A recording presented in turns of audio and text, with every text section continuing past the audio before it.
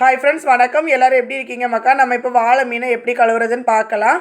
சுண்ணாம்பு வாழை மீனை தான் வாழை மீன்னு சொல்லுவாங்க. சுண்ணாம்புங்கிறது வேறு ஒன்றும் இல்லை. நாங்கள் இதை மாங்குன்னு சொல்லுவோம். மேலே ஒயிட் கலரில் இருக்குல்ல, இதை அப்படியே சாப்பிடக்கூடாது, வயிற்றில் பிரச்சனை ஆயிரும். நம்ம இந்த சுண்ணாம்பு மாதிரி இருக்கிற இந்த மாங்கை என்ன பண்ணணும்னா, தேங்காய் சவரி வச்சு நல்லா தேய்ச்சி எடுத்துடணும். அழகாக வந்துடும். அப்படி இல்லைன்னா நீங்கள் இரும்பு சவரியெல்லாம் யூஸ் பண்ணாதீங்க. இரும்பு துகள் மீனில் போய் இருக்க வாய்ப்பு இருக்குது. நம்ம அழுக்கு தேய்க்க யூஸ் பண்ணுவோம் தெரியுமா, ஒரு பிளாஸ்டிக் சவரி, அதை யூஸ் பண்ணிங்கன்னா சேஃப்டி தான். அழகாக வந்துடும்.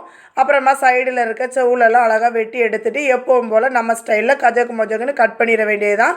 அப்புறமா தலைப்பகுதியில் பூங்கத்தை உருவி தூர போட்டுட்டு வாய் பகுதியை நறுக்குன்னு கட் பண்ணி தூர போட்டுறணும். அப்புறமா இந்த மீனை பார்த்தீங்கன்னா உப்பு மஞ்சள் தூளும் போட்டு நல்லா உரசி ராவி கழுவுங்க. அப்போ தான் இதில் இருக்க மாங்காயெல்லாம் சுத்தமாக போகும்.